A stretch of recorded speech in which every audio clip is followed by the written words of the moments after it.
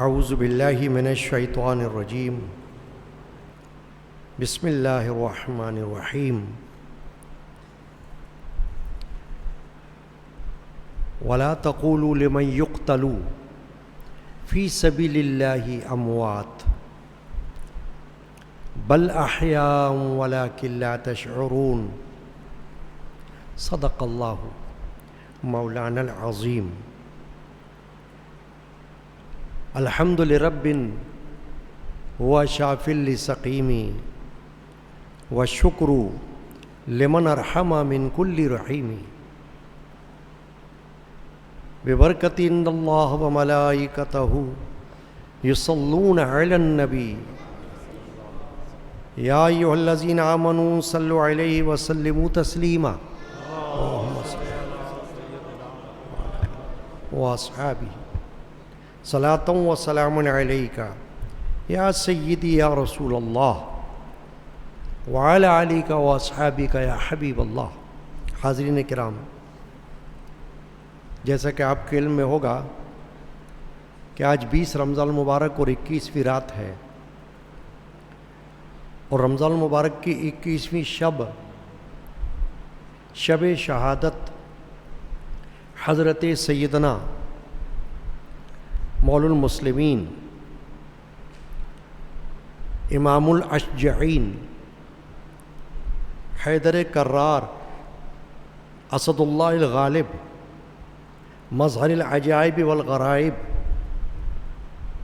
حضرت مولا علی مشکل کشا کرم اللہ وجہہ الکریم کی شب شہادت کہلاتی ہے. یعنی آج کی شب شہادت اور کل آنے والا دن 21 رمضان المبارک حضرت مولا علی کرم اللہ وجہہ الکریم کا یوم شہادت مانا جاتا ہے. اس مناسبت سے ہماری اس قادری مسجد و خانقاہ قادریہ علمیہ میں سال ہا سال سے برسا برس سے معمول کے مطابق اس رات میں حضرت سیدنا مولا علی کرم اللہ وجہ الکریم کے فضائل، مناقب اور آپ کی فاتحہ آج کی رات میں کی جاتی ہے، اور قرآن کی روشنی میں، حدیث کی روشنی میں شہداء کے فضائل ہمیں ملتے ہیں. تو چونکہ حضرت مولا علی کرم اللہ وجہ الکریم بھی بہت بڑے شہید ہیں، شہادت عظمیٰ، شہادت عالیہ پر فائز ہیں، مرتبہ و مقام شہادت کا آپ کو اللہ نے نصیب فرمایا ہے، تو ان کی یاد ہمارے لیے باعث سعادت، باعث برکت ہے. قبل اس کے کہ میں حضرت مولا علی کرم اللہ وجہ الکریم کے فضائل نثر میں کچھ عرض کروں، ہمیشہ ہمارا ایک معمول ہے کہ ہم اپنے مرشد پاک، اس فقیر کے جد امجد شمس الفقراء ابو الرجا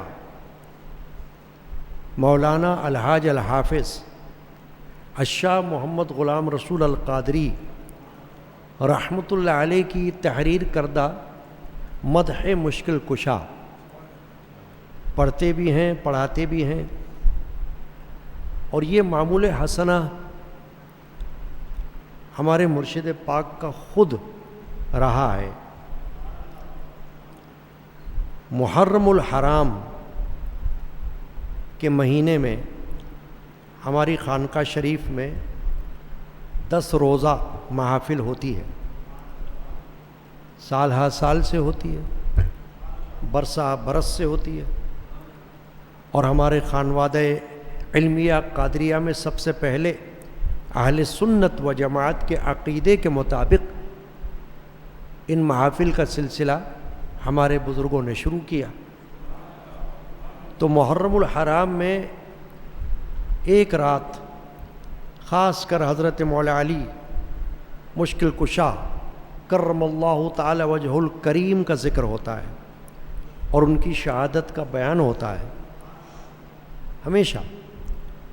تو ہمارے جد امجد نے محرم الحرام کی اس محفل میں، 5ویں محفل میں، حضرت مولا علی کرم اللہ وجہ کے فضائل بھی بیان فرمائے، اور یہ منقبت جو آپ نے اردو زبان میں بھی لکھی اور فارسی زبان میں بھی لکھی، اس منقبت کو آپ نے خود شائع فرمایا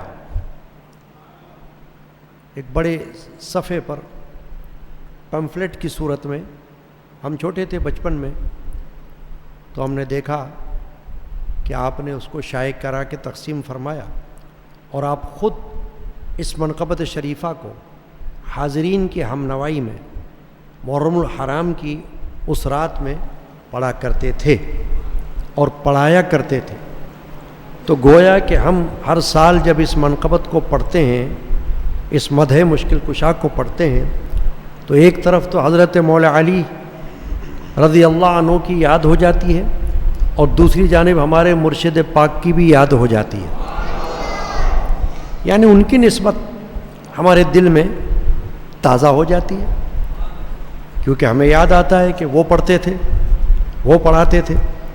اس طرح سے ہمارا ثواب، ہمارا اجر اللہ کے فضل و کرم سے دوہرا ہو جاتا ہے۔ تو چند سالوں سے یہ معمول ہے ہمارا، یہ منقبت پڑھی جاتی ہے۔ ابھی بھی میرے بھانجے محمد اویس بیگ جو چند سالوں سے یہ مد مشکل کشا پڑھ رہے ہیں اور سب کو پڑھا بھی رہے ہیں، تو ہم یہ مدح پڑھتے ہیں، اس کے بعد انشاءاللہ فضائل ہوں گے۔ درود شریف پڑھ لیجئے۔ اللہم صلی علی سیدنا محمد وعلی آلہ وصحبہ سیدنا اجمعین۔ محمد وبارک وسلم علیہ۔ اے عاشقوں کے بادشاہ مولا علی مشکل کشا، اے عاشقوں کے بادشاہ مولا علی مشکل کشا، اے شیر حق اسد العلا مولا علی مشکل کشا، اے شیر حق اسد العلا مولا علی مشکل کش، اے طالبوں کے مدعا مولا علی مشکل کشا، اے طالبوں کے مدعا مولا علی مشکل کشا، اے سلسلوں کے پیشوا مولا علی مشکل کشا، اے سلسلوں کے پیشوا مولا علی مشکل، تم والد حسنین ہو، تم ماجد کونین ہو، تم والد حسنین ہو، تم ماجد کونین ہو، تم محسن عالم ہو یا مولا علی مشکل کشا، تم محسن عالم ہو یا مولا علی مشکل کشا، اے عاشقوں کے بادشاہ مولا علی مشکل کشا، اے شیر حق اسد العلا مولا علی مشکل، امت پہ قربان کر دیا بچوں کو تم نے مرتضی، امت قربان کر دیا بچوں کو تم نے مرتضی مرحبا صد مرحبا مولا علی مشکل کشا ہے مرحبا صد مرحبا علی مشکل کیا آپ کا ایثار تھا اللہ سے کیا پیار تھا کیا آپ کا ایثار تھا اللہ سے کیا پیار تھا یہ جود ہو اور یہ سخا مولا علی مشکل کشا یہ جود ہو اور یہ سخا مولا علی کشا عاشقوں کے بادشاہ مولا علی مشکل کشا اے شیر حق اسد اللہ مولا صدیق کے ہو یار تم فاروق کے دلدار سبحان اللہ صدیق کے ہو یار تم فاروق کے دلدار تم ہمت ہو عثمان کی شاہ مولا علی مشکل کشا ہمت ہو عثمان کی شاہ مولا علی مشکل حیدر ہو تم صفدر ہو تم اور فاتح خیبر ہو تم حیدر ہو تم صفدر ہو تم اور فاتح خیبر ہو تم بے شک ہو تم شیر خدا مولا علی مشکل کشا بے شک ہو تم شیر خدا مولا علی دل کشا اے عاشقوں کے بادشاہ مولا علی مشکل اے شیر حق اسد الالہ مولا علی مشکل کش اللہ کی تلوار ہو جرار ہو کرار ہو اللہ کی تلوار ہو جرار ہو کرار ہو اے مرد میدان رضا مولا علی مشکل کشا اے مرد میدان رضا مولا علی مشکل کشا کیوں خوش نہ ہو بے شک سے خدا سبحان اللہ اور خوش نہ ہو کیوں مصطفیٰ کیوں خوش نہ ہو اسے خدا اور خوش نہ ہو کیوں مصطفیٰ جو تم سے مل کر خوش ہوا مولا علی مشکل کشا جو تم سے مل کر خوش ہوا مولا علی مشکل کشا اے عاشقوں کے بادشاہ مولا علی مشکل کشا اے شیر حق اسد العلا علی ہے یہ غلام قادری رحمت اللہ سرشار جام حیدری ہے یہ غلام قادری سرشار جام حیدری ہو کیوں نہ واصف آپ کا مولا علی مشکل کشا ہو کیوں نہ واصف آپ کا مولا علی مشکل کشا اے عاشقوں کے بادشاہ مولا علی مشکل کشا اے شیر حق اسد اللہ مولا علی مشکل کشا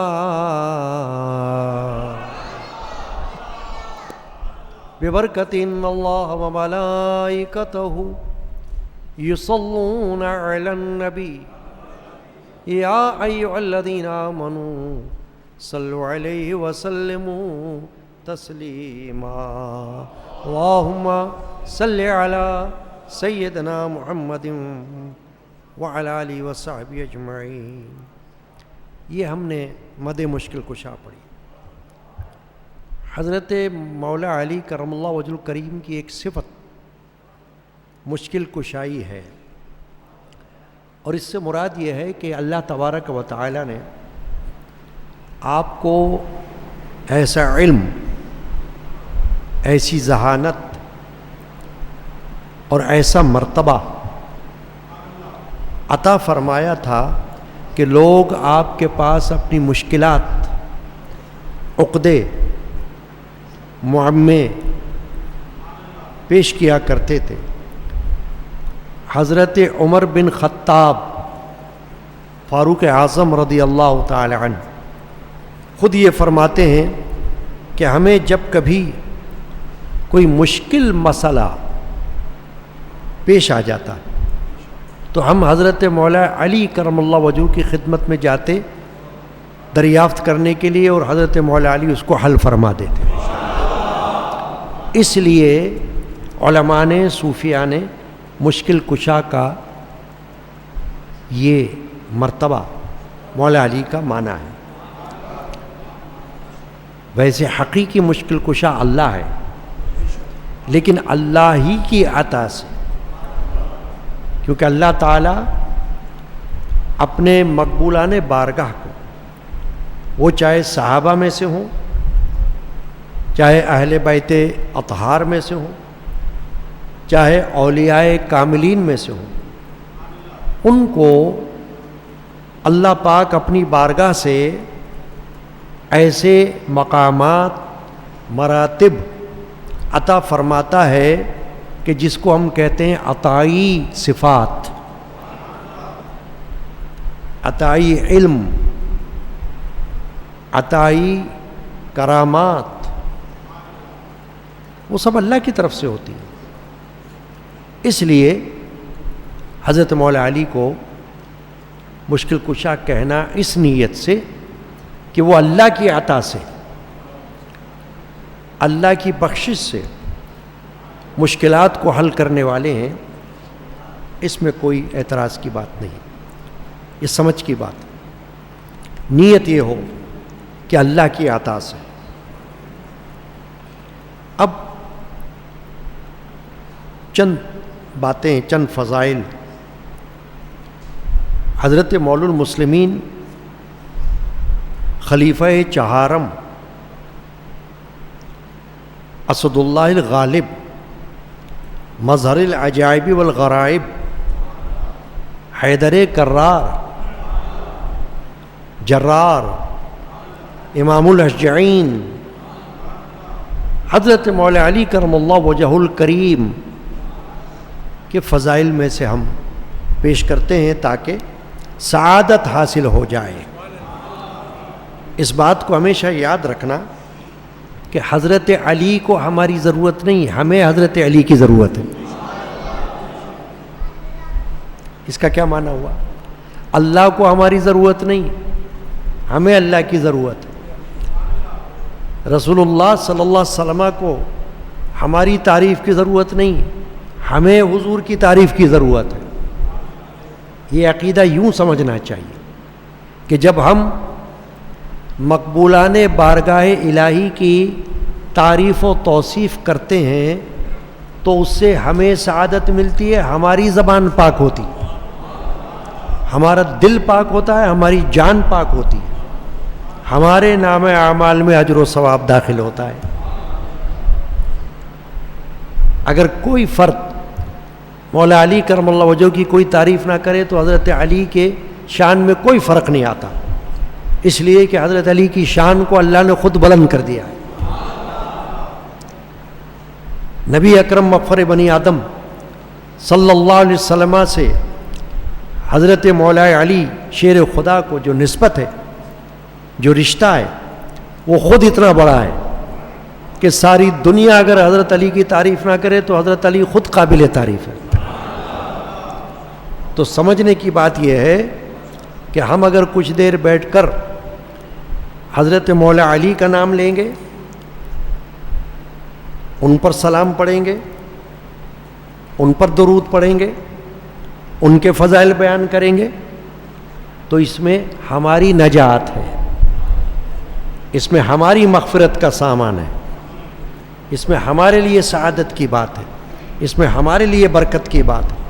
جب تک یہ عقیدہ آپ کے ذہن میں نہ ہو تو کوئی کہے گا بھائی ہم کیوں بیٹھیں، ہم کیوں اپنے گھر سے آئیں، ہم کیوں وقت لگائیں، یہ وقت کچھ اور کام کر لیں۔ تو یہ جو میں نے ابھی جو باتیں بیان کی نا، جب یہ اگر ذہن میں بیٹھ جائیں گی تو کوئی یہ نہیں کہہ سکے گا کہ ہمارا وقت معاذ اللہ کوئی ضائع ہوا، نہیں، بلکہ اندر سے آواز آئے گی، دل سے آواز آئے گی کہ یہ وقت ضائع کہاں ہوا، یہ وقت تو ہماری زندگی کا حاصل ہو گیا۔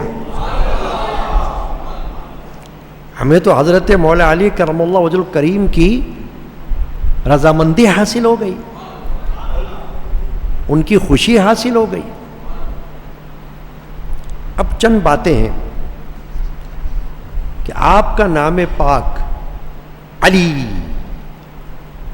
اور آپ کے والد کا نام ابی طالب، نبی اکرم صلی اللہ علیہ وسلم سے جو آپ کا رشتہ ہے وہ چچا زاد بھائی کا ہے، خونی رشتہ جس کو کہتے ہیں۔ دو رشتے ہوتے ہیں، ایک خونی، ایک ایمانی، دونوں کی اہمیت اپنی اپنی جگہ ہے، لیکن خونی رشتہ عام لوگوں کا بھی ہوتا ہے، اس کے مقابل جو بڑا رشتہ ہوتا ہے وہ ایمان کا رشتہ ہوتا ہے۔ لیکن جب خونی رشتے کی ہم بات کریں اور خونی رشتہ اللہ کے رسول کے ساتھ ہو جائے تو پھر اس کا مقام مرتبہ بلند ہو جاتا ہے، کیونکہ ہر خون رسول اللہ کے خون کے جیسا نہیں ہو سکتا۔ حضور اکرم علیہ الصلوۃ والسلام کا جو رشتہ ہے اہل بیت کے ساتھ، اور اہل بیت کا جو رشتہ ہے رسول پاک کے ساتھ، وہ جو خون کا رشتہ ہے وہ تو خون مبارک ہے، وہ تو برکت والا خون ہے، وہ رحمت والا خون ہے، وہ سعادت والا خون ہے۔ تو حضرت مولا علی کے ساتھ جو رشتہ سرکار دو عالم صلی اللہ علیہ وسلم کا ہے وہ خونی رشتہ ہے اور ایمانی رشتہ بھی ہے۔ کیوں کہ ایک طرف حضرت مولا علی کرم اللہ وجہ الکریم حضور کے خانوادے سے تعلق رکھتے ہیں، خاندان سے تعلق رکھتے ہیں، اتنا قریبی رشتہ کہ چچا کے بیٹے ہیں حضرت علی، بہت قریبی رشتہ ہو گیا۔ اور دوسرا ایمانی رشتہ کیا ہے کہ وہ صحابی ہیں۔ حضرت مولا علی بیک وقت دو رشتے لیے ہوئے ہیں، ایک اہل بیت کا اور ایک صحابیت کا،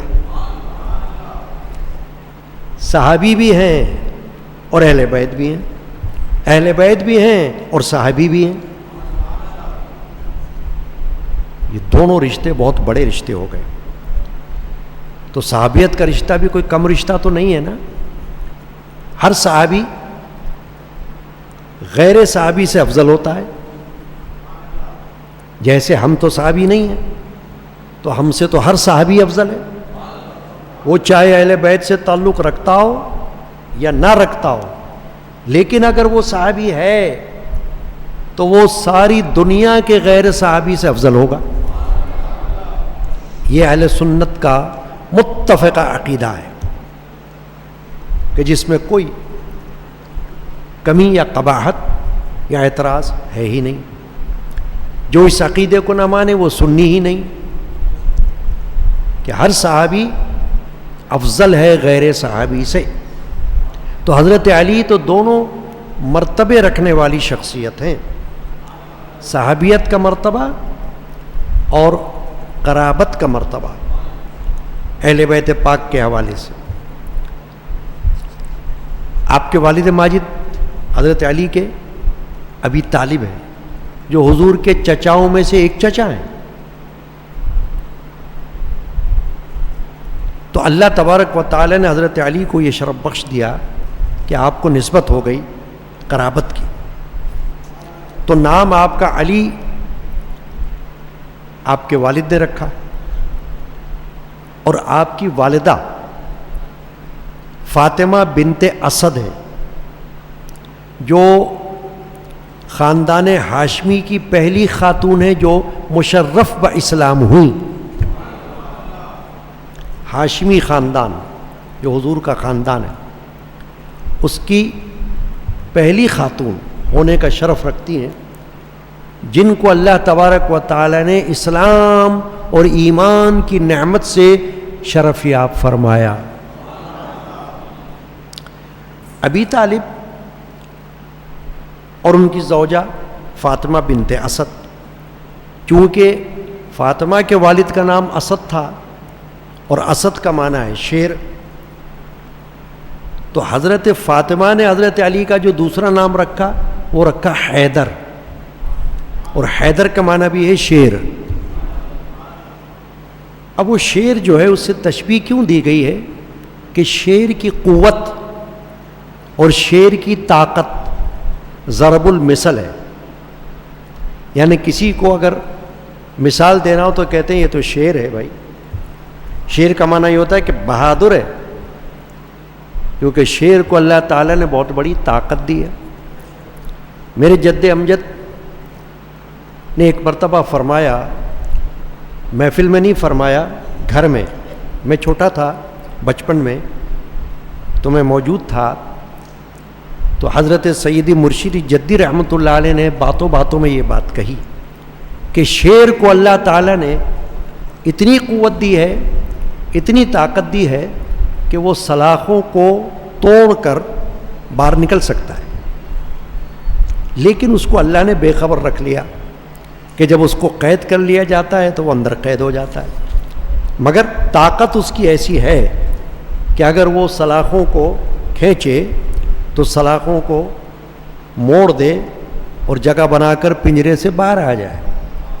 وجہ یہی ہے کہ اس کے پاس اللہ نے ایک طاقت دی ہوئی ہے. تو شیر سے تشبیہ بہادری کی وجہ سے دی جاتی ہے. اور یہ جو نام رکھے گئے حیدر، اس کے علاوہ القاب آپ کو ملے، کرار جس کا معنی ہے پلٹ کر حملہ کرنے والا، جرار جری حملے میں، اور شجاعت میں حضرت مولا علی کرم اللہ وجہ الکریم اپنی مثال آپ ہیں. تو آپ کو صرف شجاع نہیں، امام الاشجعین کا لقب ملا ہوا ہے. یہ جو ہم پڑھتے ہیں تراویح میں تسبیح آخری والی، اس میں ہم کیا پڑھتے ہیں؟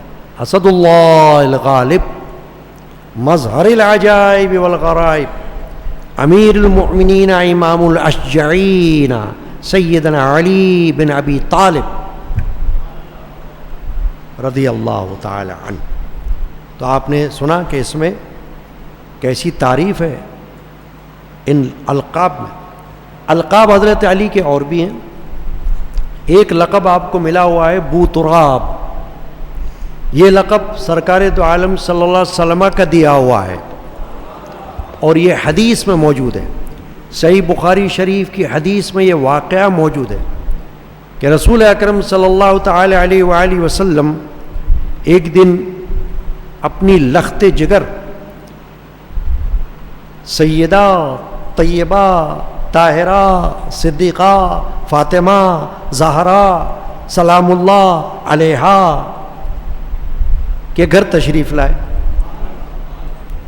یعنی ان کی شادی ہو چکی تھی, ان کے گھر تشریف لائے اور حضرت علی کا پوچھا تو حضرت بی بی فاطمہ زہرا رضی اللہ تعالیٰ عنہ نے جواب میں یہ عرض کیا کہ یا رسول اللہ, حضرت علی تو مسجد کی طرف گئے, یعنی گھر میں تو نہیں ہے, مسجد میں تشریف لے گئے. تو سرکار دو عالم صلی اللہ علیہ وسلم مسجد نبوی میں تشریف لائے تو آپ نے دیکھا کہ حضرت علی سوئے ہوئے ہیں. کس پر سوئے ہوئے ہیں؟ پلنگ پر نہیں, گدے پر نہیں, خاک پر سوئے ہوئے ہیں, مٹی پر سوئے ہوئے ہیں, مٹی میں. اور آپ کے جسم اقدس پر مٹی لگی ہوئی ہے. جیسے کوئی دھول مٹی میں سو جائے تو ظاہر ہے کہ جسم پر تو مٹی لگے گی. چادر مبارک آپ کے جسم سے ہٹی ہوئی ہے. جب رسول پاک صلی اللہ علیہ وسلم نے منظر دیکھا تو حضرت علی کو جگاتے ہوئے آپ نے جو الفاظ زبان مبارکہ سے ادا فرمائے وہ یہ تھے, قم یا ابا تراب, اٹھو اے خاک والے, اے مٹی والے. یعنی آپ کے جسم پر مٹی لگی ہوئی ہے تو حضور نے ان کو مٹی والا کہہ کر اٹھایا. اٹھو قم یا ابا تراب. اب یہ جو لقب ہے یہ حدیث پاک میں آ گیا. جب آ گیا تو کوئی اس لقب پر اعتراض کر ہی نہیں سکتا, حدیث کا انکار ہو جائے گا, کیونکہ یہ تو سرکار دو عالم صلی اللہ علیہ وسلم نے اپنی زبان اقدس سے فرما دیا, یا ابا تراب, اے مٹی والے اٹھ جاؤ. اب حضرت علی کرم اللہ وجہہ کو یہ لقب بہت پسند آیا تو آپ یہ فرماتے تھے کہ میرے القاب تو اور بھی ہیں, مگر میرے نبی کے زبان مبارکہ سے میرے بارے میں جو لقب نکلا اور وہ ابا تراب ایک طرح سے کنیت ہو گئی آپ کی, تو فرماتے ہیں کہ مجھے اپنے تمام القاب میں یہ بہت پسند ہے لقب ابا تراب. چونکہ حضرت مولا علی میں خاکساری, انکساری کی بھی بہت زیادہ نمایاں تھی. حضرت مولا علی کرم اللہ وجہہ کریم کے والد, جیسا کہ میں نے کہا, حضور کے چچا ہیں. ایک چچا حضور کے سید الشہداء حضرت امیر حمزہ ہیں رضی اللہ تعالی عنہ, جن کو غزوہ احد میں شہید کر دیا گیا. بہت بڑا مرتبہ رکھتے تھے وہ, اور ان کو سید الشہداء کا لقب ملا ہوا ہے, شہیدوں کے سردار. وہ بھی حضور کے چچا تھے. ایک چچا حضور کا ابی لہب بھی تھا, مگر وہ مسلمان نہ ہو سکا. قرآن مجید میں اللہ نے اس کی مذمت نازل فرمائی, اور اس کی مذمت میں پوری سورت نازل ہو گئی اللہ کی طرف سے, حالانکہ حضور کا چچا ہے. اتنا قریبی رشتہ, جیسا کہ میں نے ابھی شروع میں عرض کیا کہ خون کا رشتہ ویسے ہی قریب رشتہ کہلاتا ہے عوام میں بھی, کہ بھائی یہ خونی رشتہ دار ہے, بھائی اس کا تعلق تو خون کا ہے. لیکن وہ خون جو اللہ کے رسول کا خون ہے اس کی تو کوئی مثال ہی نہیں ہو سکتی. وہ تو خون بہت افضل و اعلیٰ ہے. تو خونی رشتہ تھا حضور کا چچا, مگر چونکہ بے ایمان رہا تو اللہ تبارک و تعالی نے اس کی مذمت میں صورت نازل فرمائی. اس وقت سے لے کر آج تک وہ صورت قرآن میں پڑھی جاتی ہے. کوئی نہیں کہہ سکتا کہ بھئی حضور کے چچا کی آپ کیا مذمت کر رہے ہو, نہیں. کیوں؟ کہ چونکہ ایمان نہیں تھا تو اللہ تبارک و تعالی کو ایمان مقدم ہے, خونی رشتے سے بڑھ کر ایمان. تو چنانچہ وہ بھی چچا تھا حضور کا ابی لہب, لیکن چونکہ وہ اور اس کی بیوی حضور کی چچی جمیلہ اس کا نام تھا, یہ دونوں دشمن تھے حضور کے. حضور کا چچا ابی لہب اور حضور کی چچی دونوں دشمن تھے, اسلام کے دشمن تھے, پیغمبر اسلام کے دشمن تھے. تو تو اللہ تبارک و تعالیٰ نے ان کی مذمت میں صورت نازل فرمائی، سورہ ابی لہب نام کے ساتھ۔ نام تو اس کا کچھ اور تھا، مگر ابی لہب اس کو اس لیے کہتے تھے کہ اس کا چہرہ بہت سرخ تھا، شعلے کی طرح، تو لہب کہتے ہیں شعلے کو، کہ سرخ چہرے والا۔ اور بیوی، اس کی مذمت میں اللہ تعالیٰ نے جو آیت شریفہ اس صورت میں نازل فرمائی، فی جیدہا حبل من مسد، کہ اس کے گلے میں رسی کا پھندا اللہ فرماتا ہے، کیونکہ اس کی جو موت واقع ہوئی تھی وہ اس طرح ہوئی تھی کہ وہ سرکار دو عالم صلی اللہ علیہ وسلم کو تکلیف دینے کے لیے لکڑیاں اٹھا کر لایا کرتی تھی کانٹے والی، اور لا کر حضور کے راستے میں ڈالتی تھی کہ سرکار جب چلیں تو پیروں میں کانٹے چبھیں اور ان کو تکلیف ہو معاذ اللہ۔ تو ایک دن وہ لکڑیوں کا گٹھا رسی باندھ کر گلے میں ڈال کر لا رہی تھی، جب تھکی چلتے ہوئے تو ایک پہاڑ کے کنارے پر بیٹھ گئی، تو اللہ کی طرف سے فرشتے کو حکم ہوا، اور فرشتے نے آ کر اس کا رسی کو کھینچا، تو رسی جب کھینچی تو گلے میں پھندا لگا، اور پھندا لگنے سے وہ مر گئی۔ تو اللہ تعالیٰ نے سورہ ابی لہب میں یہ ذکر کیا۔ پھر ابی لہب نے ایک مرتبہ حضور پر مارنے کے لیے پتھر اٹھایا تھا، مارنے کے لیے پتھر اپنے ہاتھوں سے اٹھایا تھا، تو اللہ نے اس کی مذمت میں ابی لہب، سورہ لہب کی پہلی آیت شریفہ نازل جو فرمائی، اس میں فرمایا تبت یدا ابی لہب، ابی لہب کے ہاتھ ٹوٹ جائیں، تبت یدا ابی لہب و تب، اور وہ ہلاک ہو جائے۔ اب میں صرف یہ بات بتا رہا ہوں کہ چونکہ یہ چچا ابی لہب ایمان نہ لا سکا تو بے ایمان دنیا سے گیا۔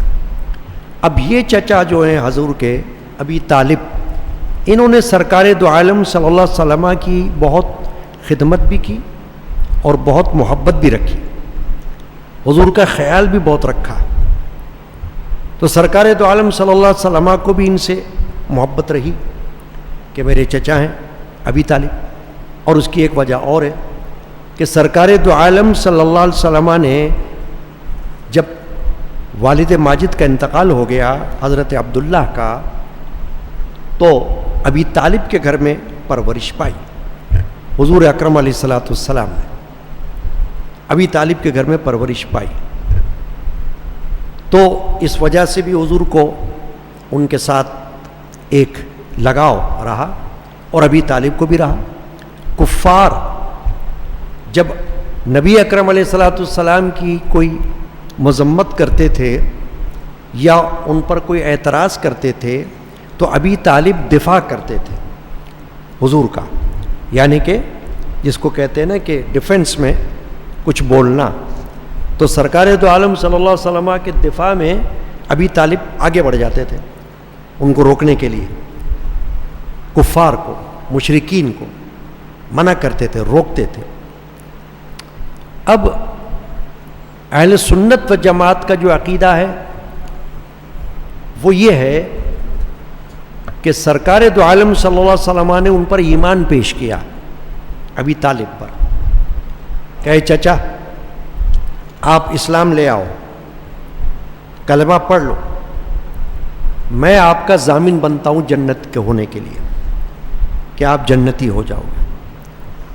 تو ابی طالب نے حضور کو یہ جواب دیا کہ بھتیجے، میرے سمجھ میں تو آتا ہے کہ تمہارا دین جس کی تم مجھے دعوت دے رہے ہو اچھا دین ہے، لیکن میں اگر ابھی کلمہ پڑھوں گا تو میرے جو برادری والے ہیں یہ مجھے تہمت لگائیں گے، مطعون کریں گے، تانا دیں گے، تو اس کی وجہ سے میں ابھی نہیں پڑھ رہا۔ تو سرکار دو عالم صلی اللہ علیہ وسلم وہاں سے تشریف لے گئے۔ تو اگرچہ ایک روایت یہ آتی ہے کہ حضرت سرکار دو عالم صلی اللہ علیہ وسلم اٹھنے لگے تو ابی طالب نے کچھ ہونٹوں کی جنبش سے کلمہ پڑھا، لیکن یہ روایت کو کمزور کہا گیا، یعنی کہ مانا نہیں گیا اہل سنت کے عقیدے کے مطابق۔ تو ہمارا جو عقیدہ اہل سنت کا ابی طالب کے بارے میں وہ یہ ہے کہ وہ شرعی اعتبار سے جیسا کہ باضابطہ اعلان اسلام وہ نہیں لائے، اور اعلیٰ حضرت امام اہل سنت نے ایمان ابی طالب کے بارے میں، جس کو ہم کہتے ہیں عدم ایمان، کہ یعنی ایمان نہیں، اس پر باقاعدہ رسالہ لکھا ہے، اور اس سے یہ ثابت کیا ہے کہ ابی طالب ایمان نہیں لائے۔ لیکن چونکہ یہ مسئلہ ایسا ہے کہ اس کو چھیڑا نہیں جاتا، وجہ وہی ہے جو میں نے عرض کیا آپ سے، کہ چونکہ ابی طالب نے حضور کا بہت خیال رکھا تھا، اس لیے اہل سنت میں اس مسئلے کو اٹھایا نہیں جاتا ہے۔ میں صرف اس لیے یہ بات عرض کر رہا ہوں کہ اگر کوئی یہ جاننا چاہے کہ سیدنا حمزہ رضی اللہ تعالی عنہ تو سید الشہداء ہیں، ایمان والے ہوئے، حضرت عباس حضور کے چچا ہیں وہ بھی ایمان والے ہوئے، ابی لہب ایمان والا نہیں ہوا، تو ابی طالب کے بارے میں کیا ہے؟ تو ابی طالب کے بارے میں یہ عقیدہ ہے کہ وہ بھی ایمان نہیں لائے، باضابطہ ایمان کلمہ انہوں نے نہیں پڑھا، تو حضور وہاں سے اٹھ گئے۔ اور اس لیے جب حضرت علی کرم اللہ وجہ نے اطلاع دی حضور کو اپنے والد کے وفات کی، تو حضور نے کہا کہ ان کو دفنا دو۔ اب آگے چلتے ہیں، حضرت مولا علی کرم اللہ تعالی وجہ الکریم کی والدہ کے بارے میں بات کرتے ہیں، حضرت فاطمہ بنت اسد۔ میں نے کہا کہ وہ ایمان والی ہوئیں، اور وہ بھی حضور کی بہت خیال رکھنے والی ہیں، اور حضور ان سے بہت محبت فرماتے تھے۔ جب ان کا انتقال ہوا تو سرکار دو عالم صلی اللہ علیہ وسلم خود ان کی قبر پر تشریف لے گئے۔ جب قبر کھودی گئی تو نبی اکرم صلی اللہ علیہ وسلم اس قبر میں اترے، دفن کرنے سے پہلے ان کی قبر میں اتر کر حضور ان کی قبر میں لیٹے، ان کے لیے دعا فرمائی کہ اللہ تیرے نبی کے وسیلے سے ان کی بخشش فرما، مغفرت کر، اور ان کو اپنی چادر مبارک یا اپنا کرتا مبارک دیا کہ اس میں ان کو دفناؤ حصول برکت کے لیے۔ ایک عقیدہ ہمارا اہل سنت کا جو ہمیں یاد رکھنا ہے وہ ہے برکت کا عقیدہ، چیزوں سے برکت حاصل کرنا۔ وہابی لوگ اس کا انکار کرتے ہیں، نجدی، وہابی، سعودی، وہ برکت کے قائل نہیں ہیں، یعنی تبرکات نبی پاک صلی اللہ علیہ وسلم کے، ان کے نزدیک اس کی کوئی اہمیت نہیں ہے، ان کا نصیب ہے۔ لیکن احادیث سے جو باتیں ملتی ہیں ہمیں، وہ خود اس طرف توجہ دلاتی ہیں کہ حضور نے یہ عمل کیوں کیا۔ اپنی بیٹی حضور کی بڑی صاحبزادی حضرت سیدہ زینب رضی اللہ تعالی عنہا، ان کا جب انتقال ہوا تو سرکار دو عالم صلی اللہ علیہ وسلم نے اپنا کرتے مبارک عطا فرمایا کہ اس میں ان کو لپیٹ کر دفن کرنا، یعنی کفن اس کا ان کا یہ بنانا، میرا کرتا۔ کیوں دیا؟ برکت کے لیے، وسیلہ، اس کو توسل کہتے ہیں نا۔ تو وہاں بھی توسل کے قائل نہیں ہیں، مگر اہل سنت و جماعت کو لازم ہے کہ وہ توسل کو مانے، اس کا انکار نہ کرے، اقرار کرے، اس عقیدے پر رہے۔ اسی طرح حضرت فاطمہ بنت اسد جو حضور کی چچی ہیں، ان کے لیے بھی حضور نے اپنا کرتا عطا فرمایا کہ ان کو اس میں لپیٹ کر دفن کرو۔ یہ کیوں ہے؟ برکت اور وسیلہ، مغفرت کے لیے۔ تو یہ باتوں باتوں میں یہ بات بھی میں نے آپ سے عرض کر دی۔ اب جیسا کہ میں نے کہا کہ سرکار دو عالم صلی اللہ تعالی علیہ وسلم نے حضرت علی کو بھی اپنے گھر میں پرورش کی ہے۔ خود ان کی پرورش حضور کی تو ابی طالب کے گھر میں ہوئی، مگر حضرت علی چچا زاد بھائی حضور کے، ان کی پرورش سرکار دو عالم صلی اللہ علیہ وسلم نے اپنے گھر میں فرمائی۔ اور ایمان لانے والوں میں حضرت علی سب سے کم سن شخص ہیں، جن کے بارے میں یہ کہا جاتا ہے کہ جتنے لوگوں نے ایمان لایا حضور کی دعوت پر، مردوں میں سب سے پہلے ایمان لانے والے حضرت سیدنا ابو بکر صدیق ہیں، مردوں میں یعنی بڑوں میں، بڑی عمر والے، اور بچوں میں کم سن بچوں میں حضرت سیدنا علی ہیں جو ایمان لے آئے۔ آپ کے اسلام قبول کرنے کی ایک تفصیل اور واقعہ اس طرح بیان کیا گیا ہے کہ حضرت علی نے سرکار دو عالم صلی اللہ علیہ وسلم اور حضرت خدیجۃ الکبریٰ ام المومنین کو رات میں نماز پڑھتے ہوئے دیکھا۔ جب یہ لوگ نماز سے فارغ ہوئے تو حضرت علی نے حضور سے پوچھا کہ آپ لوگ کیا کر رہے تھے، یعنی یہ کون سا عمل تھا جو آپ کر رہے تھے، اٹھنا بیٹھنا سجدہ کرنا، یہ رکوع کیا ہے یہ؟ تو حضور نے فرمایا کہ یہ اللہ کا دین ہے، دین اسلام، ہم اس کی عبادت کر رہے تھے، نماز ہے ہم پر فرض ہے، ہم وہ پڑھ رہے تھے۔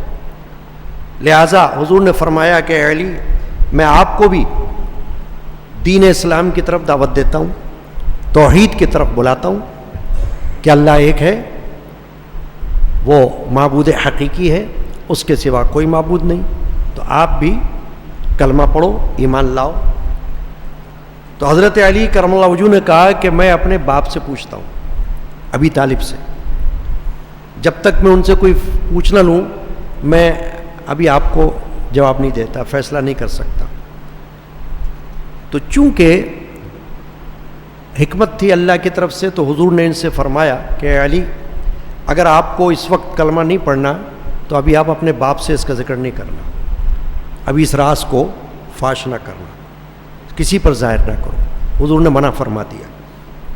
اب رات کو تو حضرت علی ایمان نہیں لائے اس وقت تو، لیکن اللہ تعالیٰ نے آپ کے دل کے اندر ایک ایسا نور ایمان کا پیدا فرما دیا کہ اگلے دن صبح ہوتے ہی حضرت علی کرم اللہ وجہہ سرکار دو عالم صلی اللہ علیہ وسلم کی خدمت میں حاضر ہو گئے اور اعلان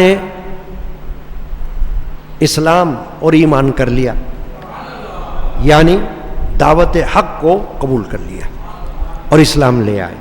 تو اس وقت آپ کم سن تھے، کوئی روایت میں آتا ہے کہ آپ کی عمر 8 سال تھی، کوئی روایت میں آتا ہے کہ 10 سال تھی، تو 10 سال کی عمر کو زیادہ ترجیح دی گئی، تو ظاہر ہے کہ وہ بچپن کہلاتا ہے 10 سالہ عمر جو۔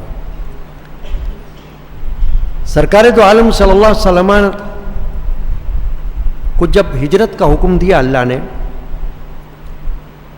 تو حضور نے اپنے پاس جو امانتیں تھیں اہل مکہ کی، مشرکین حضور کے پاس اپنی امانتیں رکھواتے تھے، آپ کو صادق اور امین سمجھتے تھے، تو وہ امانتیں حضور نے حضرت علی کے سپرد کی اور یہ فرمایا کہ علی، آپ میرے بستر پر سونا آج کی رات۔ کفار نے ایک ارادہ قتل کیا تھا نبی اکرم صلی اللہ علیہ وسلم کا کہ ہم محمد کو قتل کریں گے، تو اللہ نے حضور کو حکم دیا کہ آپ یہاں سے سفر کرو، یہاں سے نکل جاؤ، مکہ سے نکلو، مدینہ جاؤ۔ اس وقت مدینہ کا نام یثرب تھا۔ چنانچہ حضور نے حضرت علی سے فرمایا کہ آپ امانتیں اپنے پاس رکھو، میرے بستر پر سو جاؤ، اللہ تمہارا حامی نگہبان ہے، اور دن میں یہ امانتیں جن جن کی ہیں میرے پاس ان کو دے دینا، اور پھر آپ میری طرف آ جانا ہجرت کر کے۔ تو حضور اکرم صلی اللہ علیہ وسلم حضرت ابوبکر صدیق کے ساتھ تو روانہ ہو گئے سفر پر، اور حضرت علی بستر پر آرام فرما ہو گئے۔ چنانچہ رات بھر وہ آرام سے رہے، ان کو کوئی تکلیف نہ ہوئی، اور صبح انہوں نے اٹھ کر لوگوں کی امانتوں کو ان کے سپرد کر دیا، اور 3 دن کے بعد مدینہ شریف کی طرف آپ نے بھی ہجرت فرما لی، حضرت مولا علی کرم اللہ وجہہ نے۔ اب ایک چیز اور ہے، وہ یہ کہ مدینہ طیبہ میں نبی اکرم صلی اللہ علیہ وسلم نے مکہ سے آئے ہوئے صحابہ جن کو ہم کہتے ہیں مہاجرین، اور مدینہ طیبہ میں رہنے والے صحابہ جنہیں ہم کہتے ہیں انصار، ان کے درمیان آپس میں بھائی بندی، اخوت کا رشتہ قائم فرمایا۔ بڑی حکمت تھی اس میں، تاکہ دل مل جائیں۔ بھلے رشتے نہیں ہیں آپس میں، کوئی رشتہ داریاں نہیں ہیں، مگر وہی بات جو میں نے عرض کی کہ ایمان کا رشتہ وہ بہت بڑا رشتہ ہوتا ہے۔ تو حضور نے ایک مہاجر اور ایک انصاری صحابی، ان دونوں کو بلا بلا کر آپس میں ایک دوسرے کا بھائی بنا دیا کہ تم ایک دوسرے کے بھائی ہو۔ صرف حضرت علی رہ گئے، تو حضرت علی نے عرض کیا کہ یا رسول اللہ، آپ نے سب کو تو بھائی بھائی بنا دیا ہے، اب میں رہ گیا ہوں، مجھے آپ کس کا بھائی بنائیں گے؟ تو حضور نے فوراً فرمایا کہ آپ تو خود میرے ہی بھائی ہو، یعنی آپ کو کسی اور کا بھائی بنانے کی ضرورت ہی نہیں ہے، اللہ نے خود آپ کو میرا بھائی بنایا ہوا ہے، آپ میرے چچا زاد بھائی ہو، تو بھائی کا رشتہ ہے، اس لیے آپ کو کسی اور کے ساتھ جوڑنے کی ضرورت نہیں ہے۔ ایک اور موقع تھا، اور وہ تھا غزوہ تبوک کا۔ غزوے پر جا رہے تھے حضور پاک صلی اللہ علیہ وسلم جہاد کے لیے، تو حضرت علی کو ساتھ نہیں لیا حضور نے۔ ویسے حضرت علی نے تو بہت سی غزوات میں شرکت کی ہے، غزوہ بدر میں بھی کی ہے، غزوہ احد میں بھی کی ہے، لیکن غزوہ تبوک، غزوہ خندق میں بھی شرکت کی۔ تبوک میں نبی اکرم علیہ الصلوۃ والسلام نے آپ سے یہ فرمایا کہ آپ مدینہ میں لوگوں پر نگران بن کے رہو، ان کی نگرانی کرو، جس کو کہتے ہیں خلیفہ بن کے رہو، نائب میرا۔ چھوڑ دیا حضرت علی کو، اور نماز پڑھانے کے لیے آپ نے عبداللہ ابن مکتوم، ام مکتوم، ان کو حضور نے حکم فرمایا کہ آپ نماز کی امامت کرتے رہنا۔ جیسے آپ نے سنا ہوگا کہ حضور اکرم علیہ الصلوۃ والسلام جب آخری وقتوں میں علیل ہوئے، طبیعت ناساز ہوئی، تو کس کو حکم دیا حضور نے نماز پڑھانے کا؟ ابو بکر صدیق کو۔ ایسے ہی آپ نے اس موقع پر مدینہ شریف میں حضرت عبداللہ ابن مکتوم، وہ نابینا تھے، ان کو حکم دیا کہ آپ تو نمازیں پڑھاتے رہنا، امام بن جاؤ، اور حضرت علی کو حکم دیا کہ آپ نگرانی کرتے رہنا۔ اب ایک چیز جو اہم بات ہے وہ کیا ہے؟ دو واقعات ایسے ہیں، ایک یہ اور ایک اور واقعہ، تاکہ آپ کے علم میں آ جائے۔ غدیر خم جگہ ہے، نبی اکرم علیہ الصلوۃ والسلام سفر سے واپس آ رہے تھے، حج کے سفر سے، تو وہاں آپ کھڑے ہوئے اور صحابہ موجود تھے، تو حضور اکرم صلی اللہ علیہ وسلم نے وہاں پر حضرت علی کا ہاتھ پکڑ کر سب کے سامنے فرمایا کہ من کنت مولا فہذا علی مولا، میں جس کا مولا ہوں علی بھی اس کے مولا ہیں۔ پھر فرمایا یا اللہ، جو علی سے محبت رکھے، اللہم والہ من والہ، یا اللہ جو اس سے محبت رکھے تو اس سے محبت رکھ، اور جو اس سے دشمنی رکھے تو اس سے دشمنی کر، تو اس کا دشمن ہو جا۔ یہ حدیث پاک صحیح حدیث ہے، موجود ہے۔ اب یہ جو دو واقعات میں نے آپ سے عرض کیے، ایک حدیث یہ غزوہ تبوک پر حضور نے حضرت علی کو خلیفہ بنایا، اپنا نگران بنایا، اپنا نائب بنایا اہل مدینہ پر، اور وہاں یہ فرمایا کہ میں جس کا مولا ہوں علی بھی مولا ہے۔ اس سے اہل تشیع، جو شیعہ مکتب فکر کے حضرات خواتین ہیں، انہوں نے یہ عقیدہ وضع کیا کہ حضرت علی خلیفہ بلا فصل ہیں۔ بلا فصل کا معنی یہ ہوتا ہے کہ حضور کے بعد پہلے خلیفہ حضرت علی ہیں، مگر علماء اہل سنت نے اس پر جرح کی اور یہ فرمایا کہ اس سے خلافت بلا فصل ثابت نہیں ہوتی۔ اس لیے نہیں ہوتی کہ اگر غزوہ تبوک میں حضور نے حضرت علی کو اپنا نائب بنا کے چھوڑا نگرانی کے لیے، تو دوسری طرف حضرت عبداللہ ابن ام مکتوم کو نماز کے لیے نائب بنایا، تو وہ تو دو افراد ہو گئے نا۔ تو اس لیے یہ خلافت بلا فصل میں یہ حدیث شامل نہیں ہو سکتی. اور دوسری بات، وہاں جو حضور نے فرمایا من کنت مولا فہذا علی مولا، میں جس کا مولا ہوں علی بھی اس کے مولا ہے، تو فرمایا کہ اس میں بھی خلافت کا کوئی تصور نہیں ہے، اس لیے کہ حضور نے فرمایا میں جس کا مولا ہوں، تو حضور تو کسی کے خلیفہ نہیں ہے، تو پھر یہ کیسے ثابت ہوگی؟ یہ بات تضاد ہو جائے گا.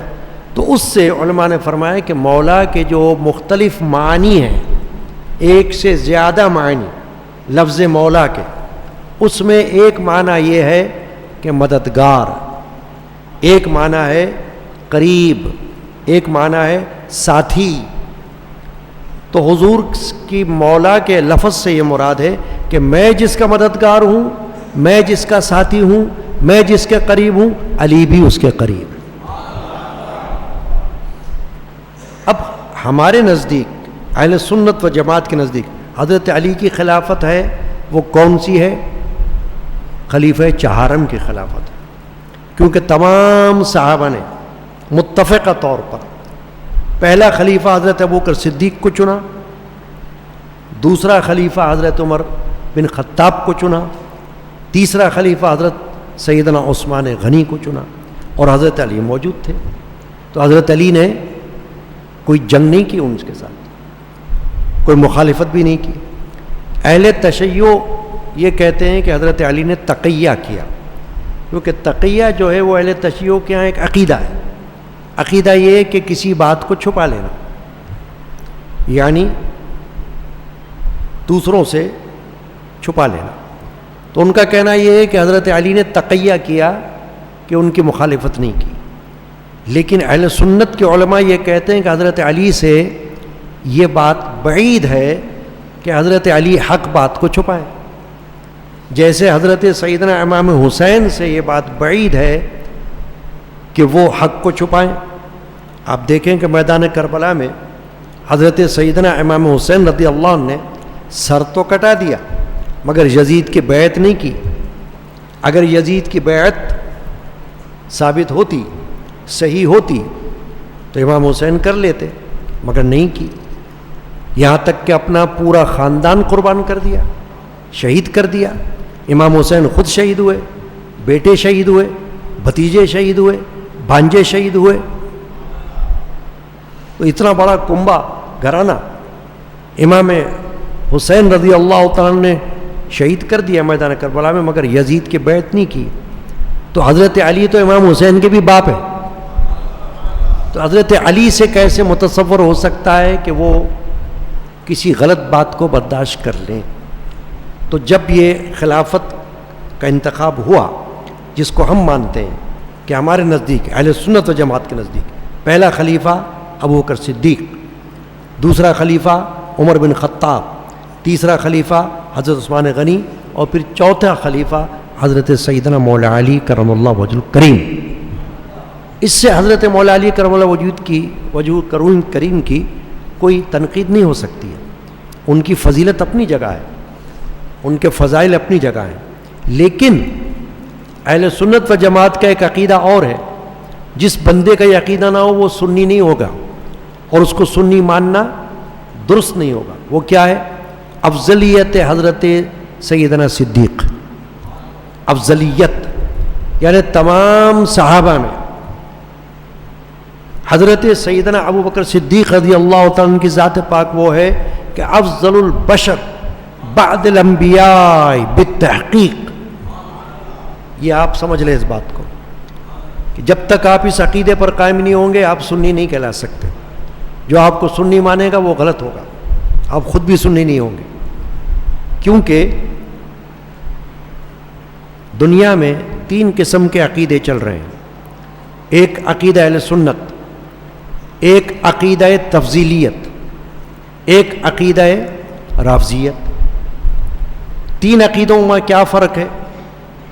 کہ افضلیت سنیوں کا عقیدہ ہے کہ تمام خلفاء میں اور تمام صحابہ میں اور تمام انبیاء کے بعد، انبیاء کرام کے بعد سب سے افضل شخص ابو بکر صدیق ہیں۔ یہ اہل سنت کا متفقہ عقیدہ ہے، اکابر کا عقیدہ ہے، آج کا عقیدہ نہیں ہے، اکابر کا عقیدہ ہے، سال سال سے صدیوں سے چلا آ رہا ہے، کسی نے اس پہ اختلاف نہیں کیا۔ بڑے بڑے علماء، محدثین، فقہاء اور اولیاء اللہ اس پر قائم ہے۔ حضرت مخدوم سید علی حجویری، سید السادات، داتا گنج بخش رضی اللہ تعالی عنہ نے اپنی کتاب کشف المحجوب میں اسی عقیدے کو بیان کیا ہے، اور ہمارے امام، فقہ کے امام حضرت امام اعظم ابو حنیفہ رضی اللہ تعالی عنہ نے اسی عقیدے کو بیان کیا ہے۔ تو اب اگر کوئی اس عقیدے کو نہ مانے تو نہ وہ حنفی ہوگا نہ وہ سنی ہوگا۔ اب دوسرا عقیدہ کیا چل رہا ہے؟ تفضیلیت کا چل رہا ہے۔ تفضیلیت کا یہ چل رہا ہے کہ بعض لوگ، بعض سادات، وہ یہ کہتے ہیں کہ افضلیت جو ہے وہ حضرت مولا علی کرم اللہ وجہہ کی ہے۔ اب تفضیلی جو مکتب فکر ہے ان کو اعلی حضرت نے گمراہ قرار دیا ہے کہ گمراہ ہیں، یعنی وہ پٹری سے اترے ہوئے ہیں، کیونکہ وہ اپنے آپ کو سنی کہتے ہیں۔ جب سنی کہتے ہیں تو ان کو افضلیت ابو بکر صدیق پر ڈٹ کے رہنا چاہیے، کھڑا ہوا رہنا چاہیے، ادھر ادھر نہیں، متزلزل نہیں، ایک عقیدہ۔ تو اگر تفضیلی یہ عقیدہ نہیں رکھتا تو وہ گمراہ کہلاتا ہے۔ تو علماء اہل سنت کا یہ عقیدہ چلا رہا ہے۔ تیسرا عقیدہ رافضیت کا ہے۔ رافضیت یہ ہوتی ہے کہ تمام صحابہ کا انکار کرنا اور صرف اہل بیت کو ماننا، ان کو ہم کہتے ہیں اہل تشیع یا شیعہ کہتے ہیں۔ تو چونکہ وہ صحابہ کا انکار کرتے ہیں تو ان کو رافضی کہا جاتا ہے۔ اب اس چیز کو آپ کو سمجھنا ہے۔ ہم آج حضرت مولا علی کا ذکر کر رہے ہیں، حضرت علی کے فضائل بیان کر رہے ہیں، حضرت علی کے محبت میں بیٹھے ہوئے، یہ کہیں سے بھی کوئی غلط بات نہیں ہے۔ ہر سنی، ہر مومن اس وقت تک نہ سنی ہو سکتا ہے نہ مومن ہو سکتا ہے جب تک اہل بیت پاک سے محبت نہ رکھے۔ اس میں کوئی قباحت ہی نہیں ہے، اس میں کوئی اعتراض ہی نہیں، اس میں کوئی دو رائے نہیں کہ ہر سنی کو، ہر مومن کو اہل بیت پاک سے، چاہے کوئی بھی ہو اہل بیت، ان سب سے محبت کا ثبوت دینا ہے۔ تو ہم جو حضرت علی کی محبت میں یہاں بیٹھے ہیں، یہ اسی بات کی علامت ہے کہ ہم ان کو خلیفہ بھی مانتے ہیں، خلیفہ چہارم، اور ہم ان کو اہل بیت بھی مانتے ہیں، اور ہم ان کو صحابی بھی مانتے ہیں، اور ہم ان سے محبت کی بھی ثبوت دیتے ہیں، کیونکہ حدیث پاک موجود ہے کہ مومن حضرت علی سے بغض نہیں رکھ سکتا اور منافق حضرت علی سے محبت نہیں رکھ سکتا۔ اب ایک اور عقیدہ ہے، وہ ہے خارجیت۔ حضرت علی کو جس نے شہید کیا تھا وہ بھی خارجی تھا۔ خارجیت اس کو کہتے ہیں کہ جو حضرت علی کو معاذ اللہ کافر سمجھتے ہیں اور حضرت علی کی جماعت سے نکل گئے تھے۔ حضرت علی نے ان کا تعاقب کیا، حضرت علی نے ان پر حملہ کیا، حضرت علی نے بہت سے خارجیوں کو قتل کیا، بہت سے خارجی تائب ہوئے، انہوں نے توبہ کی، حضرت علی کے گروہ میں پھر شامل ہو گئے، لیکن کچھ وہ تھے جو بھاگ گئے، فرار ہو گئے۔ اس وقت سے لے کر آج تک خارجیت دنیا میں موجود ہے، اور وہ شخص جس کا نام عبد الرحمن ابن ملجم تھا وہ بھی خارجی تھا۔ انہوں نے آپس میں دو تین افراد نے یہ فیصلہ کیا تھا کہ ہم دو تین افراد کو قتل کریں گے۔ تو عبد الرحمن نے یہ ذمہ اپنے اوپر لیا تھا کہ میں حضرت علی کو قتل کروں گا، چنانچہ اس نے ارادے کو اپنے عملی جامہ پہنایا اور حضرت مولا علی کرم اللہ تعالی وجہ الکریم جب نماز فجر کے لیے اپنے گھر سے نکلے تو راستے میں حضرت علی کو سامنا ہوا ابن ملجم کا، اس خارجی کا، اور اس نے حضرت علی کو تلوار ماری جو حضرت علی کے کنپٹی پر چیرتے ہوئی دماغ پر جا کر رکی، اور حضرت علی زخمی ہو گئے۔ لوگوں کو علم ہوا تو سب لوگ آ گئے، حضرت علی کرم اللہ وجہ کو اٹھایا۔ تو حضرت علی کرم اللہ وجہ کا انتقال اس دن نہیں ہوا، 19 رمضان المبارک کو آپ کو زخم لگا، آپ پر حملہ ہوا قاتلانہ اور آپ اس میں شدید زخمی ہوئے، مگر 3 دن آپ باقاعدہ حیات رہے۔ 21 رمضان المبارک کو آپ نے جام شہادت نوش فرما لیا۔ امام حسن رضی اللہ تعالیٰ عنہ، حضرت علی کے بڑے بیٹے، اب جیسے کہ میں نے ابھی آپ سے باتوں باتوں میں ایک بات کہی ہے کہ حضرت علی نے ابو بکر صدیق کی بھی بیعت کی، حضرت عمر فاروق کی بھی بیعت کی، حضرت عثمان غنی کی بھی بیعت کی، ان کا زمانہ پایا، ان کے خلاف کوئی جنگ کا اعلان نہیں کیا، نہ اپنا کوئی انہوں نے گروہ بنایا کہ ان کے خلاف جنگ کرو۔ کہیں تاریخ میں یہ بات نہیں ملتی نا کہ تینوں خلفاء کے خلاف حضرت علی نے اعلان جنگ نہیں فرمایا بلکہ ان کے ساتھ رہے۔ اسی طرح حضرت علی کے بیٹے بڑے فرزند امام حسن نے حضرت امیر معاویہ جو صحابی رسول ہیں اور ان کو بھی حضور سے رشتہ داری بھی ہے، بہت قریبی رشتہ داری ہے، ام المومنین حضرت ام حبیبہ رضی اللہ تعالیٰ عنہ کے بھائی ہیں امیر معاویہ، سگے بھائی ہیں۔ تو یہ رشتہ امیر معاویہ کا سرکار دو عالم صلی اللہ علیہ وسلم سے 2 رشتے ہو گئے ان کے، ایک تو قرابت داری اور ایک صحابیت۔ ان کے فضائل اپنی جگہ ہیں، مگر حضرت علی اور حضرت امیر معاویہ ان کے درمیان مقامات کا بہت بڑا فرق ہے۔ حضرت علی اپنی جگہ مقام مرتبہ میں بہت بلند و بالا ہے، مگر حضرت امیر معاویہ چونکہ صحابی ہیں تو اہل سنت کا یہ عقیدہ ہے کہ ہم ان کی بھی تعریف مدح و ثنا رکھتے ہیں، ان کے خلاف زبان درازی نہیں کرتے، اور ان کے خلاف کوئی غلط بات ہماری زبان سے نکلنا ہم اس کو گناہ تصور کرتے ہیں۔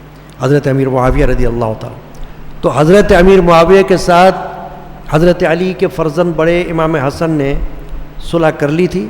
امام حسن خلیفہ ہو گئے تھے حضرت علی کے بعد، لیکن امیر معاویہ نے ان کے ساتھ گفت و شنید کی، چنانچہ حضرت حسن نے ان کو خلافت سپرد کر دی، تو پھر امیر معاویہ خلیفہ ہو گئے۔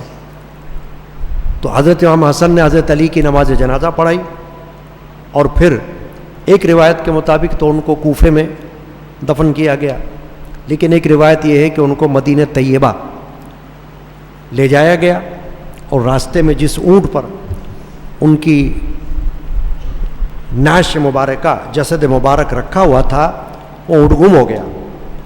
پھر بعد میں ان کی قبر ظاہر ہوئی، اور وہ خلیفہ ہارون رشید کے زمانے میں نجف میں ظاہر ہوئی، چنانچہ آج وہاں پر ان کا حضرت مولا علی کرم اللہ وجہہ کا مزار اقدس موجود ہے۔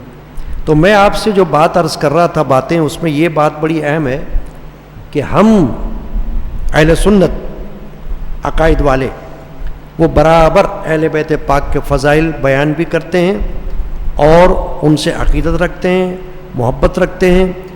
ہمارے اکابر نے ان کے فضائل بھی بیان کیے ہیں، ان کی شان میں منظوم کلام بھی لکھے ہیں۔ ابھی آپ نے پڑھا، اے عاشقوں کے بادشاہ مولا علی مشکل کشا، اے شیر حق اسد الالہ مولا علی مشکل کشا، اس طرح کی کئی مناقب، کئی منقبتیں ہیں۔ ہمارے خاندان کے بزرگوں نے، میرے جد امجد نے، میرے والد نے، میرے والد ماجد کے نانا صوفی صاحب الغنی قادری رحمۃ اللہ علیہ نے، میرے تایا صاحبزادہ بشیر المخفی قادری نے اہل بیت پاک کے فضائل میں منقبتیں لکھی ہیں، اور تحریری طور پر نثر میں، نظم میں فضائل بیان کیے ہیں۔ تو کیا کہنے کا مقصد ہے میرا کہ اس میں کوئی شک و شبہ نہیں کہ ہر سنی کو اہل بیت اطہار سے محبت رکھنا لازم ہے، صرف دیکھنا یہ ہوگا کہ عقیدے کی نوعیت کیا ہے۔ یہ نہیں کہ علی کا پہلا نمبر، اب جیسے سنا ہوگا نا آپ نے اشعار ہے نا، وہ جو لال شہباز قلندر کی شان میں لال موری پت رکھی ہو بلا جھولے لالن کے اشعار پڑھے جاتے ہیں نا، تو اس میں کسی نے اس میں شامل کر دیا ہے کہ دمادم مست قلندر علی دا پہلا نمبر۔ تو علی دا پہلا نمبر یہ شیعوں کی ایجاد ہے، ہماری نہیں۔ ہمیں جائز نہیں کہ ہم یہ پڑھیں علی کا پہلا نمبر، علی کا چوتھا نمبر، کیونکہ ہمارے نزدیک حضرت علی چوتھے خلیفہ ہیں۔ پہلے خلیفہ کون ہے؟ ابو بکر صدیق۔ افضلیت میں کون ہے؟ ابو بکر صدیق۔ تو یہ جو پہلا نمبر ہے نا، یہ اہل تشیع والوں کا عقیدے کے مطابق ہے، سنیوں کو یہ پڑھنا منع ہے اور ان کو اس پر توجہ دینے ضروری ہے۔ بعض لوگوں کو تو کچھ پتہ ہی نہیں ہوتا نا، ان کو کیا پتہ ہے، وہ تو جو سنتے ہیں سر ہلاتے رہتے ہیں، چاہے وہ عقیدے کے خلاف ہو، چاہے وہ عقیدے کے مطابق ہو، چاہے ان کو سمجھنا ہے، وہ جھومیں گے، مست ہوں گے، دھمال ڈالیں گے، ان کو یہ نہیں پتہ ہوگا دھمال کے اندر کیا ہے۔ تو لہٰذا ہم کو عقائد کو جاننا اور عقائد کو سمجھنا بہت ضروری ہے۔ اللہ تبارک و تعالی آج کی شب حضرت مولا علی کرم اللہ وجہہ کی شان میں ہم نے جو حدیثیں سنی، جو واقعات سنے، اللہ تبارک و تعالی ہمیں اس کو یاد رکھنے کی توفیق عطا فرمائے۔ آخر میں اپنے والد ماجد رحمۃ اللہ علیہ کے چند اشعار پڑھتا ہوں اور پڑھاتا ہوں۔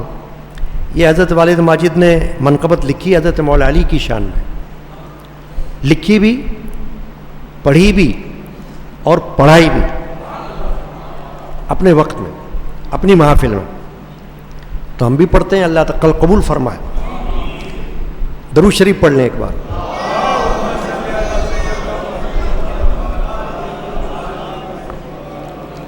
صلی اللہ علیہ نبی الامی وعلیہ وسلم۔ علی علی مولا علی، علی علی مولا علی، علی علی مولا علی، علی مولا من کنت مولا فعلی مولا، ارشاد نبوی ہے یہ جلی، علی علی مولا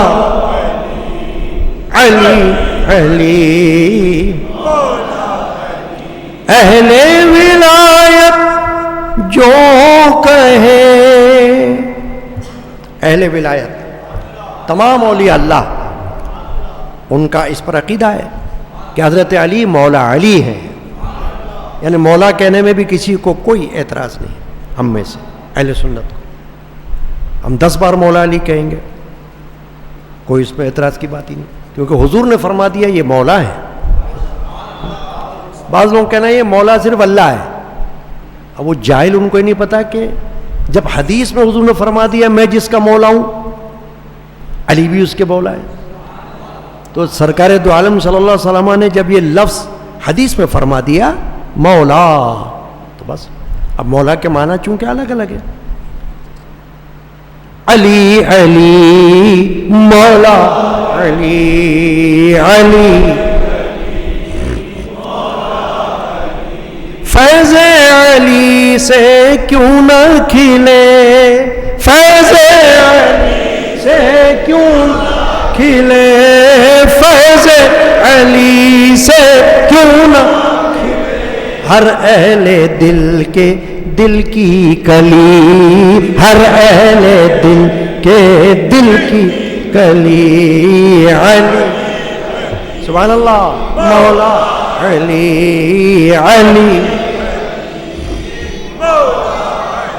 عشق نبی میں ہے کہہ رہی، عشق نبی میں ہے کہہ رہی، شہر نجف کی ہر ایک گلی، شہر نجف کی ہر ایک گلی، علی علی علی مولا، عشق نبی میں ہے کہہ رہی ہر اہل دل، شہر نجف کی ہر ایک گلی، علی علی علی، صدیق عمر عثمان کی، صدیق عمر اور عثمان کی، صدیق عمر اور دل میں ہو الفت پھولی پھلی، دل میں ہو الفت پھولی پھلی، علی علی علی سب آل و اصحاب مصطفیٰ کی، سب آل و اصحاب مصطفیٰ کی من موہنی ہے روش بھلی، من موہنی ہے روش بھلی، علی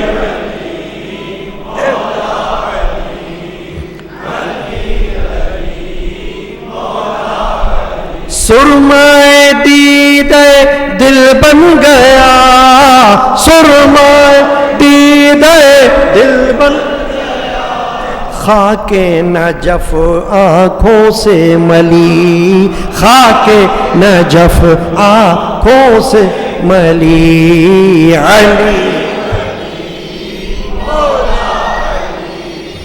علی مولود کعبہ کا جشن ہے، مولود کعبہ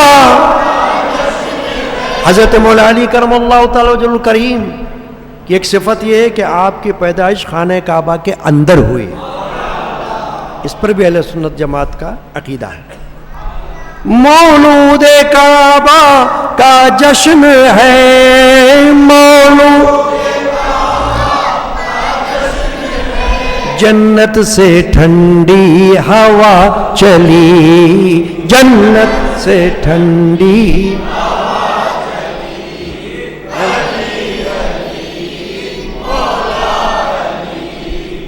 علی، علی علی مولا علی، ہے غوث و خواجہ کی روح بھی، ہے غوث و خواجہ زہرا علی کی خون سے پلی، زہرا علی کے خون سے پلی، علی علی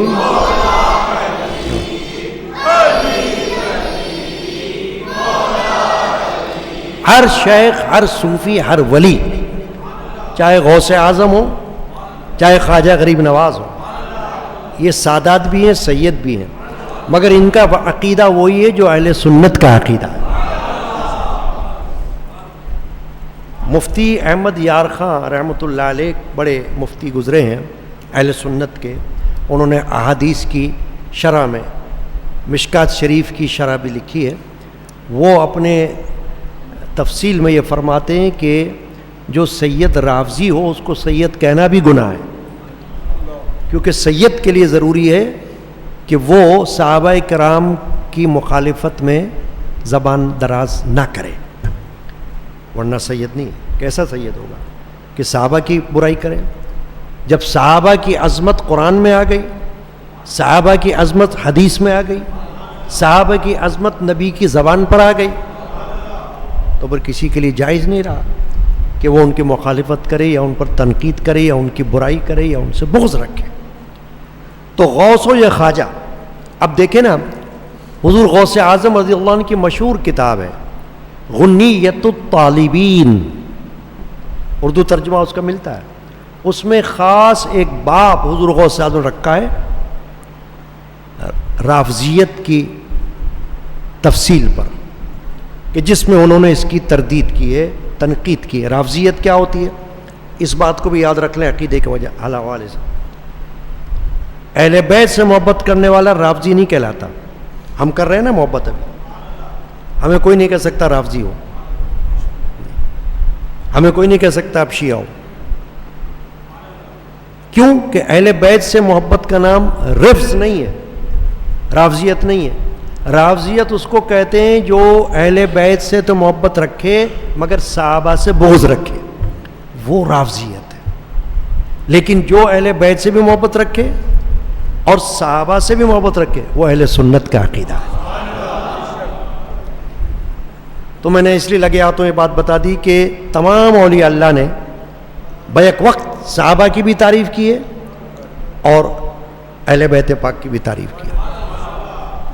آج کل ایسا ہوتا ہے، ہم دیکھتے ہیں کہ درگاہوں پہ، بڑی بڑی درگاہیں سادات کی، وہاں پر اہل تشیع جا کر ماتم بھی کرتے ہیں اور اپنے طور پر عقیدت کا اظہار کرتے ہیں، لیکن ہمیں کیا یاد رکھنا ہے کہ کوئی سادات میں سے، ولیوں میں سے ایسا نہیں گزرا کہ جو صحابہ کا مخالف ہو، اس لیے کہ وہ ولی ہو نہیں سکتا کہ اگر مرتبہ ولایت پر فائز ہو کر اور پھر صحابہ کا انکار کرے یا صحابہ سے بغض و حسد رکھے، ورنہ ولایت نہیں ہو سکتی، ہم اس کو ولی نہیں مانتے۔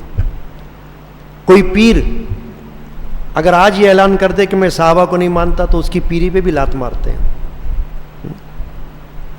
کوئی سید اگر آج یہ اعلان کر دے کہ ہم تو صحابہ کو نہیں مانتے تو ہمیں اس کی سیادت سے واسطہ نہیں۔ کیوں؟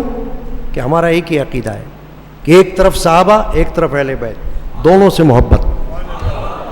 علی علی مولا علی علی، سینہ بسینہ تم کو ملا، سینہ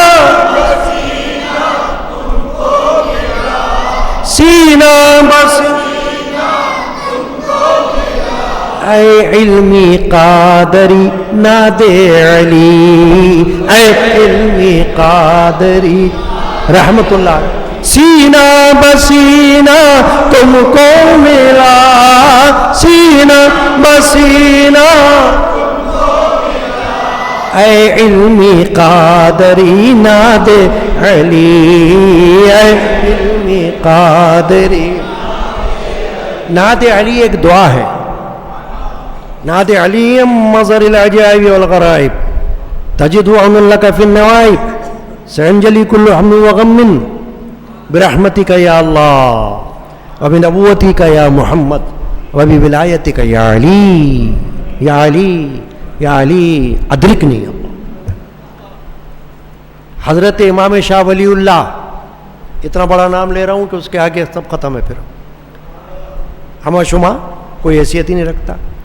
امام المحدثین والمفسرین شاہ ولی اللہ رحمۃ اللہ علیہ اپنی کتاب الانتباہ فی سلاسل اولیاء اللہ میں ناد علی کی خصوصیات کو بیان کرتے ہوئے اس کو بطور وظیفہ پڑھنے کا حکم دیتے ہیں۔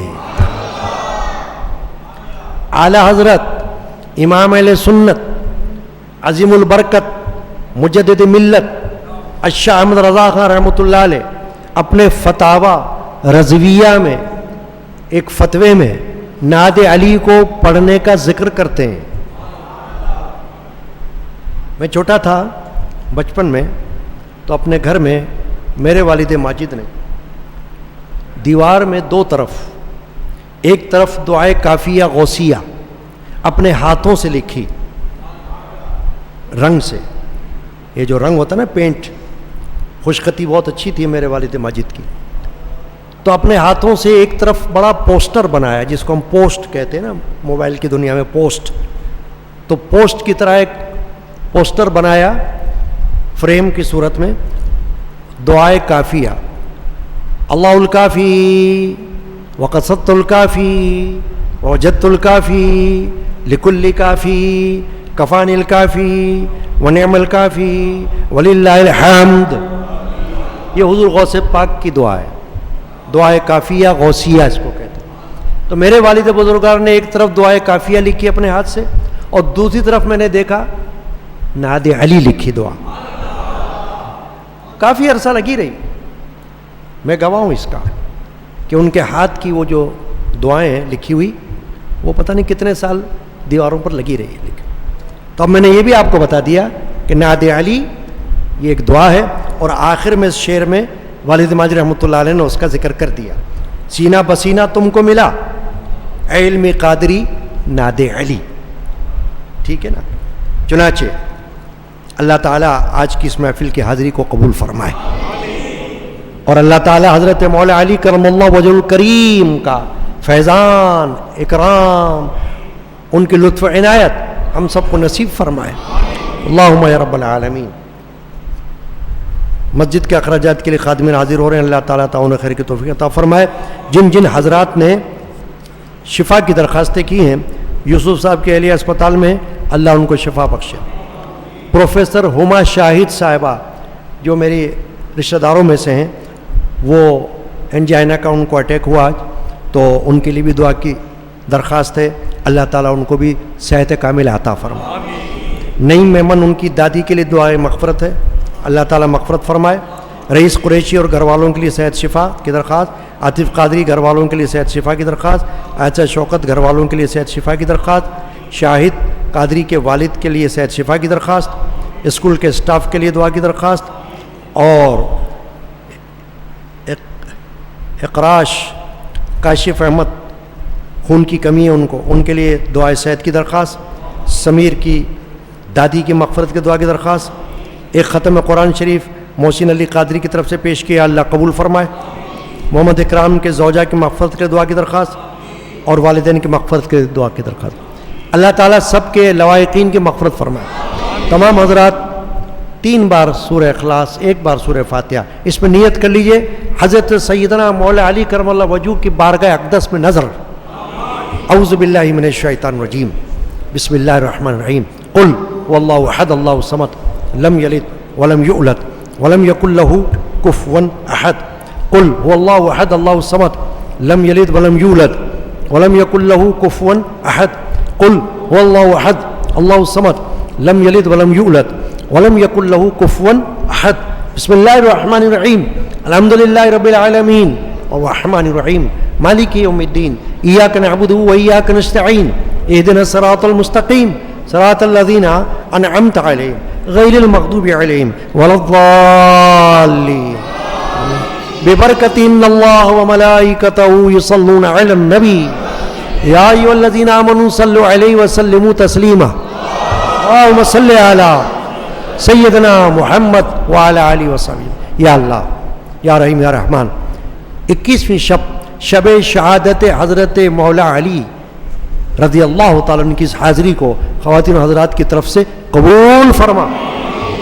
آج سے اعتکاف شروع ہوا ہے، معتکفین کو بھی یا اللہ پورے عشرے میں اعتکاف کی توفیق عطا فرما. آمین. اے اللہ جو کچھ آج ہم نے مناقب فضائل حضرت سیدنا علی کرم اللہ وجہہ کے سنے اور پڑھے گئے، یا اللہ ان کو قبول فرما. یہ جو بیان آج ہوا ہے یہ اس وقت بھی لائیو فیس بک پر کہیں نہ کہیں دیکھا جا رہا ہوگا اور یہ موجود رہتا ہے. کل بھی آپ دیکھ سکتے ہو اپنے گھروں میں، پرسوں بھی دیکھ سکتے ہو، سن سکتے ہو، سنا سکتے ہو، دکھا سکتے ہو، ایک دوسرے کو شیئر کر سکتے ہو، کیونکہ علم ہے، تعلیم ہے، یہ بھی تبلیغ ہے نا.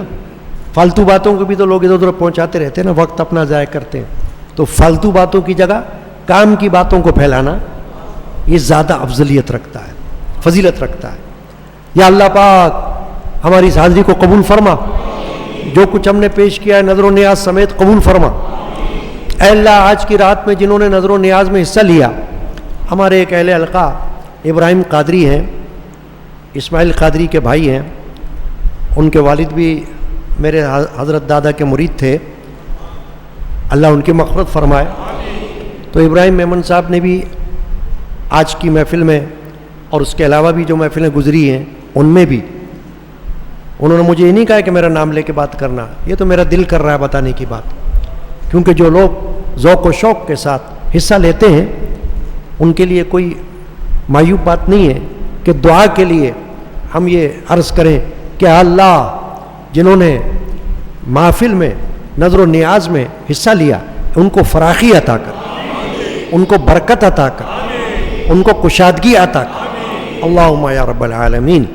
اے اللہ اور جن جن خواتین و حضرات ہمیشہ محفل میں حصہ لیتے رہتے ہیں ان سب کو رزق میں برکت عطا کر. یا اللہ جو بے روزگار ہیں ان کو حلال رزق عطا کر. اے اللہ آج جو کچھ ہم نے پیش کیا اس کو حضور نبی کریم رحمت العالمین شافی المذنبین صلی اللہ علیہ وسلم کی بارگاہ اقدس میں نظر فرما. صحابہ کرام، اہل بیت عظام، تابعین تبع تابعین، اولیاء کاملین رضی اللہ المجمعین کی بارگاہ میں نظر فرما. سیدنا مولا علی کرم اللہ تعالی وجہ الکریم کی بارگاہ اقدس میں اس کو نظر فرما. آمین آمین آمین. یا اللہ امام الاشجعین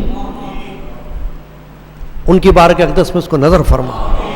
حضور سیدنا غوث الاعظم رضی اللہ تعالی عنہ کہ جو حضرت مولا علی کی اولاد میں سے ہیں, حسنی حسینی سادات میں سے ہیں, اور ہمارے سلسلہ قادریہ کے بانی ہیں, ہمارے پیشوا ہیں, حضور غوث اعظم کی بارگاہ میں اس کو نظر فرما.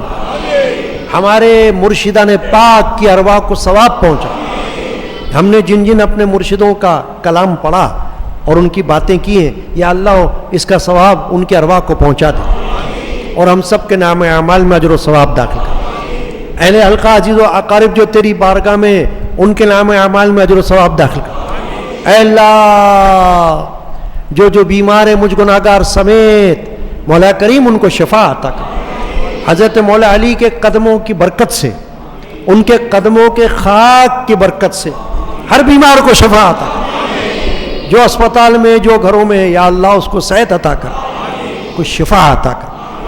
لیکن حضرت مولا علی کرم اللہ وجہ کی آنکھوں میں جب آشوب چشم تھا, حدیث پاک میں ہے نا, پہلے بھی میں نے بیان کیا, جنگ خیبر کے وقت تو مولا علی کرم اللہ وجہ کو نبی پاک صلی اللہ علیہ وسلم نے لعاب دہن لگایا آنکھوں میں, اور اس سے ان کی آنکھوں کا مرض دور ہو گیا. تو یہ حدیث میں مل رہی ہے نا یہ برکت, یہ توسل مل رہا ہے نا ہمیں. اس لیے میں نے کہا کہ اہل سنت کو اپنے عقائد کو سننے کی, جاننے کی, سمجھنے کی, عمل کرنے کی بہت زیادہ ضرورت ہے.